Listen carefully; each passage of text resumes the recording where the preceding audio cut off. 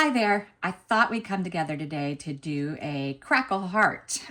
It's a little trickier than doing a round crackle because it has to go through the shape of the mold. But it is easier than flowers. I have mixed up 7 ounces of Let's Resin tabletop resin. It's at room temperature. I haven't let it warm up. I'm going to start filling my cups. In my first cup, I do want to put more than I put in the other cups. So I'm just going to start my pour. And I'm looking at my cups. 7 ounces really isn't a lot for this type of pour. But hopefully we can get enough color out of it. I don't want to, well, I guess I could scrape my cup, couldn't I? With the higher viscosity resins, it takes the resin a little bit longer to come out of the cups. It is going to be mixed again, so we should be okay. I don't scrape my cups during mixing because I use a mixer. So I generally don't scrape them when I am putting them in my white cups, just in case there's some bits that weren't mixed. I don't want to have an uncured spot in my mold. All right, so in my first cup, I am putting Octopus Fluids Resin Ink Sweet Cherry, and I'm only doing 4 drops. My hope for this crackle is that it's mostly pale, a lighter pink heart. With the thicker viscosity resin, you do have to mix it a little bit more to get the color incorporated. I also don't stir as fast as I would with a lower viscosity resin because you introduce more bubbles with this resin. But I'll show you what I do. All right. So I'm going to start pouring into my mold already.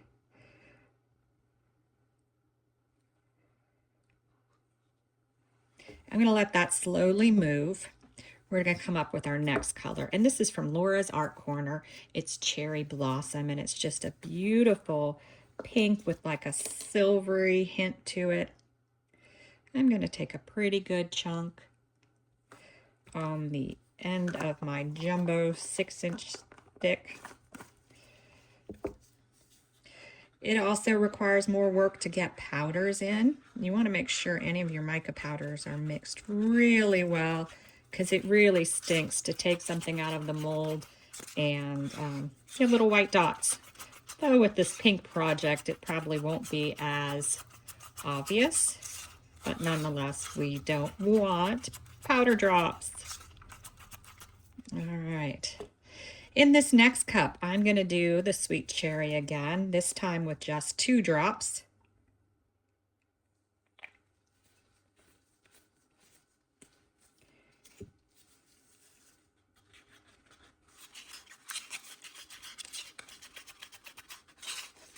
Just because there's less resin. The colors don't have to match exactly.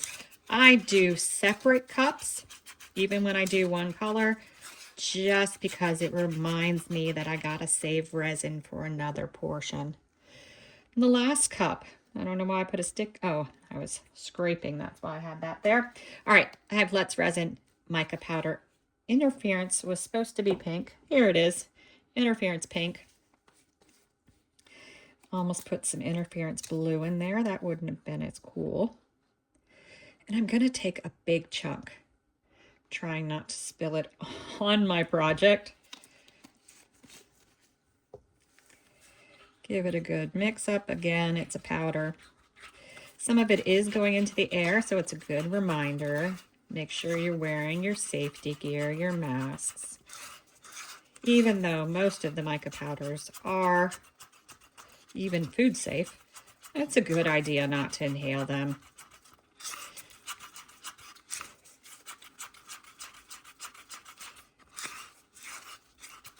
Again, just trying to work it so I don't get any white chunks. Just a pretty pink interference. All right, so I started that. I'm going to take my heat gun. I'm going to let it warm up for a second, and then I'm going to blow it on the resin.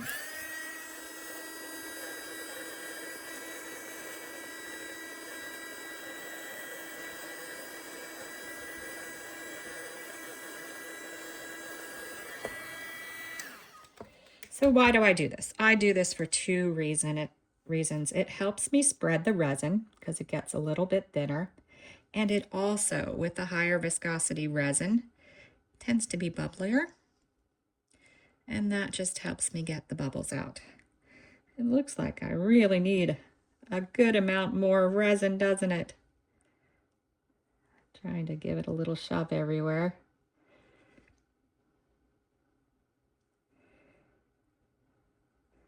Yeah, I didn't put much, did I? Let's give it a little more.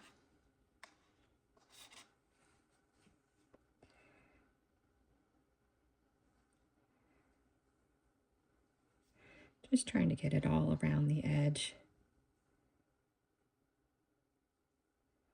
Then we'll go through evening out. I do want to make sure it's pretty even before I start pouring.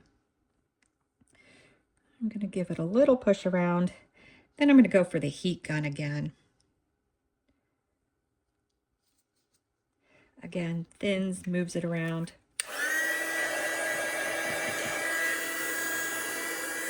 Debubbles. And I do see a bubble or two on the edge over there. So while it's leveling out, I'm going to grab a toothpick.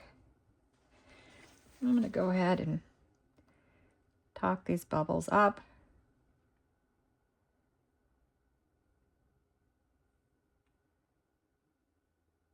Come on. Sometimes they come up easily, sometimes they don't like to. This is one of the reasons I don't really care for higher viscosity resins. You really have to work a little bit more with them and with bubbles. So if you hate bubbles, use a lower viscosity resin. All right, I'm going to give it one more hit of heat.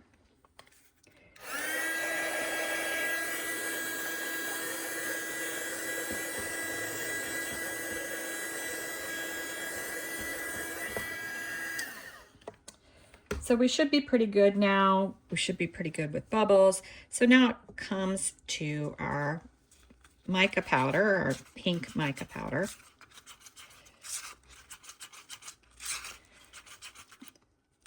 So what I'm going to do is I'm going to pour it in a V. I'm going to leave just a little bit left.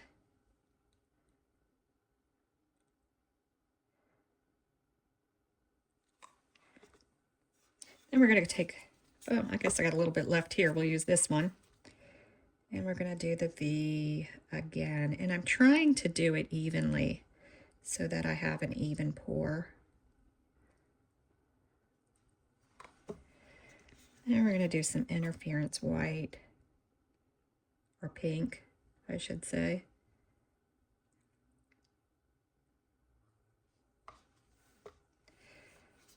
Go back to our transparent.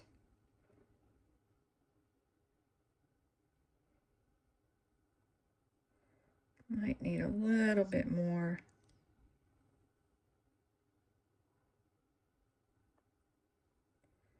Just blobbed it on the end of that side, so let's blob it on the end of this side. All right. Now we're going to do our pink again. Actually, now I think I'm going to do a very thin drizzle. Then, because we need to start moving to the center too. A little bit more over here.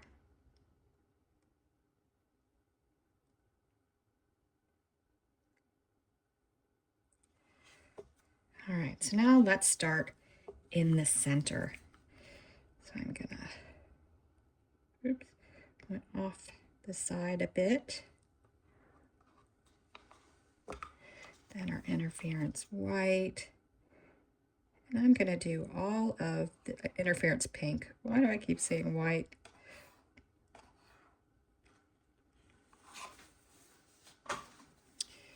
Some more transparent.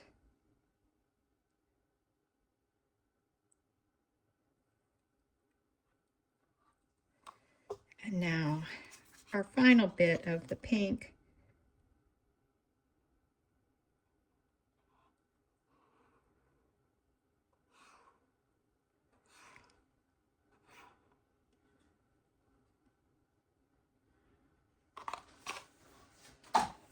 And now our final bit of the transparent.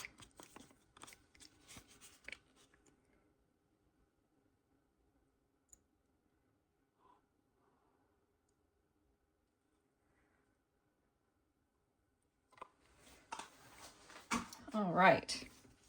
Now for the bits, I just combined 2 pink colored bits into my little container with some of these opal white ones. I thought those would look pretty together.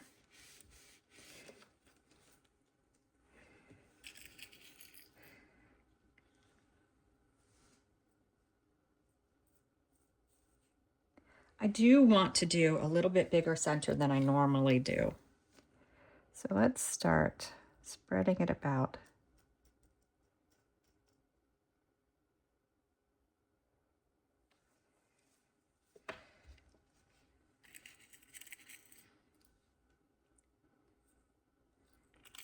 Oops. Spraying bits. So I just dumped a couple more out around the original.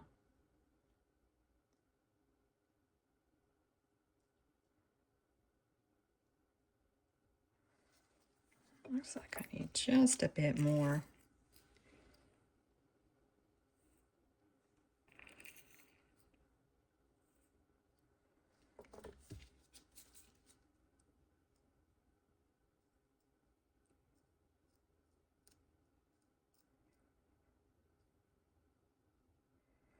All right, I think that's good enough. Now I'm going to keep an eye on it. I'm going to give it a hit of heat, but I'm going to use my torch. I'm not going to use my heat gun now because I don't want to move any of the design around. The air might move things around. I don't want that. So I'll just give it a quick hit with my torch. I'll wait about 10 minutes, come back in and give it another quick hit with my torch as the bubbles move towards the center. But we'll be back when it's time to unmold it. Hopefully we get something cool. My concern is always whether I moved the mica out far enough to form a heart. We'll be back. All right, let's see how this worked out. There is a lot of sweet cherry on the back here. So I don't really know, and I always try to peek at this, and I can't tell from there either. So here we go. Let's check it out and see how it worked out. I may still have to figure out the heart shape, but we'll keep working on it.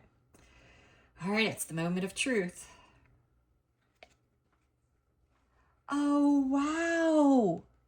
You know, the cells aren't huge, but I love it. I really do. It is so pretty, and there's different colors. You definitely can see the pink interference. I did want to go a little lighter. We got darker than I wanted, and maybe that was the sweet cherry. You can definitely see the color differentiation there and in the center. But yeah, I love it. It's a super, super pretty heart. I might use this for my front door wreath for this season, but I am going to give it another go. I don't know why the transparent sit more here. It didn't seem to come through as much here.